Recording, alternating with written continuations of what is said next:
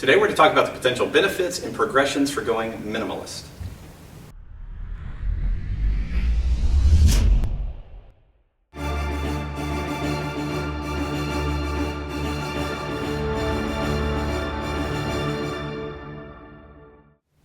If you've been around Z-Health for any period of time, or actually most modern fitness movements, you will see a lot of people wearing shoes that are kind of like this, all right? What are called minimalist or barefoot shoes.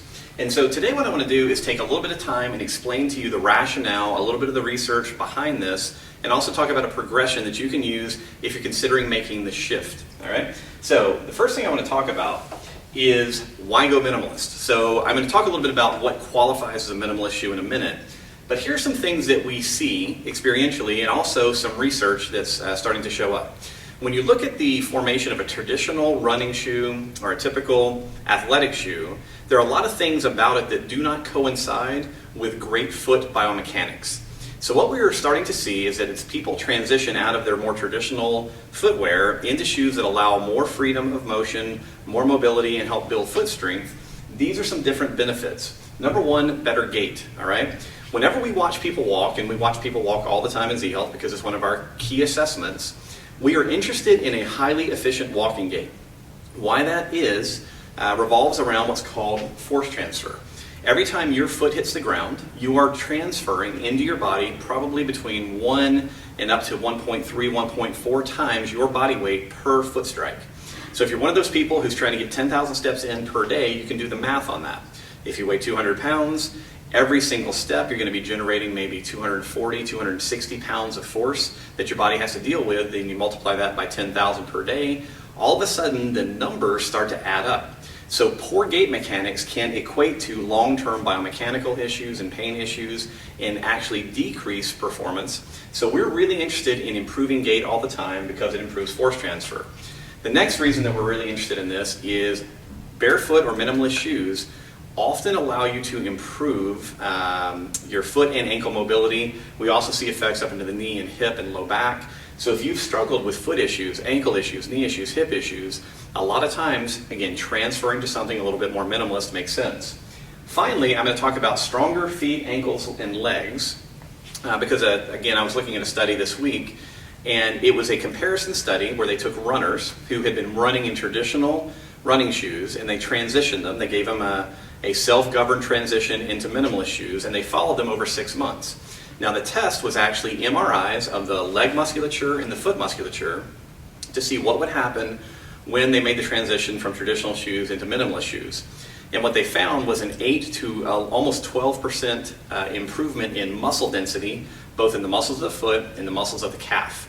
Now that may not seem like that big a deal, but it's actually a really big deal because what they found was that its increased muscle density equated to stronger muscles, which equated to healthier feet and these subsequent benefits. So we know that transitioning out of traditional shoes actually makes you stronger, it makes your feet stronger, makes your ankles stronger, makes your legs stronger. And in this particular study, they were recommending that a transition to minimalist shoes be considered as a primary therapeutic option for people that have foot and leg and ankle issues because of muscle weakness. Now that also equates to some other studies that we've seen in the past that show transitioning to barefoot or minimalist shoes also improves knee symptoms. So this is a really big deal for us just because it is a wide-reaching issue. Finally, and I did say finally before, but now I really mean finally on this slide, I just put feels great. This is one of my personal opinions, that one of the things that you find when you actually make the transition, the ability to feel the ground, feel what you're walking over, gives your brain a lot of stimulus. One of the things we're about in Z-Health is brain stimulus. So what you'll find, as I said, as you make the transition is the shoes feel really, really good and provides a lot of relaxation and input to the rest of the body. Now, let's talk about what makes up a minimalist shoe. Classically speaking, what we're looking at is what's called, first of all, a low heel to toe drop.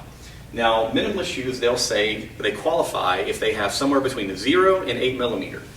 Now, what that means is that you measure the height at the the middle portion of the heel, and then you also measure the sole at the middle portion of the ball of the foot.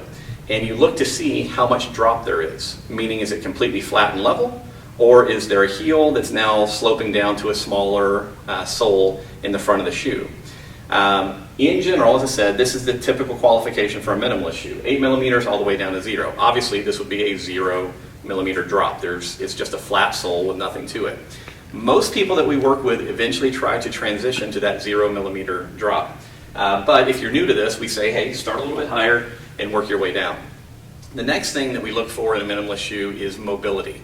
In general, we're looking for a shoe that we can bend in the middle, not at the toe, but bend in the middle and also twist. It should have some level of give to it so that your foot can move more naturally. And finally, the other thing that you'll often see is thinner and thinner soles. Soles that are maybe down to 3 millimeters, 2 millimeters of thickness. Now, if you're going to go to that, you have to spend time conditioning, and that's why we want to talk about progression.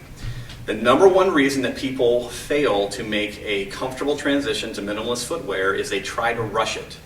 So the first thing I'm going to tell you about transitioning to these shoes is you need to plan on going slowly.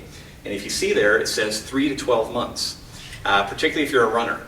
You need to take your time because you're going to have to strengthen and recondition all the tissues of your lower body, and it's also going to impact the rest of your body through the gait cycle, so don't rush it. A lot of people, as I said, give up on these because they go out, they try to wear them just like normal shoes, and all of a sudden they're having foot pain or heel pain or something, and they go, oh, forget it. And then they miss the eventual benefit. So go slow. As you're considering making this transition into minimalist shoes, you need to work on your foot mobility, ankle mobility, and your foot strength and foot mobility. Now, I've done other blogs on this stuff in the past. What we'll do is put a couple of links to some training progressions that you can think about to build foot mobility and strength. Work with a Z trainer. This is a big deal. You have lots and lots of joints in the feet. They need to be mobile. The musculature needs to be strong. The soft tissues need to be strong. So normally we start people going, hey, let's spend a couple of weeks really working on your foot mobility and strength. You will continue that over time. We then need to move into balance progressions. A lot of people are unaware that if their shoes are off and they try to hold their balance, they stand on one foot with their eyes closed, they fall over because they have not trained their balance system without the added support of a shoe. So we start off foot mobility, foot strength, and then train your balance progressions. Next, after you're starting to make some progress in rebuilding those systems, the next thing I recommend is barefoot walking in grass or sand. I know this seems kind of weird. You got to go find a park or in your backyard, but working up to 30 minutes of walking barefoot in grass is fantastic. Just make sure that you check the environment. No snakes, no scorpions. If you're here in Arizona, if you live elsewhere, make sure there's no gopher holes, stuff that you're going to fall in. Just make sure it's nice and safe, and just spend time walking and moving comfortably, building up to about 30 minutes. As you're doing all that, you can also begin wearing the shoes in your daily life. Now, the way that I have our clients do this generally, as I say, start with 30 minutes to an hour, take them off, switch back to your other shoes. So you do this off and on progression throughout the day. Ultimately, I've found that once you can work up to wearing them 3 or 4 hours a day and you're not having any soreness or any problems from them, you're now in a position you can start wearing them all the time. The great thing is things have really changed in our world where you can now find dress shoes and stuff that is work appropriate also in a minimalist format. You just have to look around. Now finally, if you're a runner, here's my last suggestion in terms of progression. And I didn't put it up here because, again, transitioning people into minimalist shoes for running is a little bit more problematic, particularly if they've had a lot of foot injuries. So the way that I start with runners, I say, listen, what I want you to do is you're going to start off with a 5 to 10 minute run. But let's start off, let's say conservatively 10 minutes, assuming that on the weekends you're capable of running 5-10 miles comfortably in your traditional shoes. Your running in your new minimalist shoes is going to be composed of 1 minute of running, 2 minutes of walking, 1 minute of running, up to 10 minutes, and you're done. All right, and then you just start progressing from there. In general, we try to keep the running and walking ratios in that 2-to-1, 3-to-1 ratio, even up to 5-to-1, depending on how compromised they are. And then over the course of 10 to 12 weeks, you just start increasing the running time and decreasing the walking time. Now, I know that sounds like a lot of work, but I want to take you back to this particular slide. If you could choose something that you could do, basically that you're going to have to do anyway, wear shoes. And you could wear shoes that have a tremendous impact in everything that you do. They're going to change how you walk, they're going to improve your gait, they're going to make you stronger, they're going to make you fitter, they're going to make it more possible for you to play in the grass and do all kinds of things with your kids. To me, it's a no-brainer. So if you have any questions about this, start off, check out the other blogs that we're going to connect to this so you have some ideas about mobility and strength and balance. And then if you have additional questions about shoe choices or anything, you can let us know. Otherwise, I hope you enjoyed this. Thanks for listening. I know this was a long one, but good luck. I really think if you take a look at this, it's absolutely worth the effort.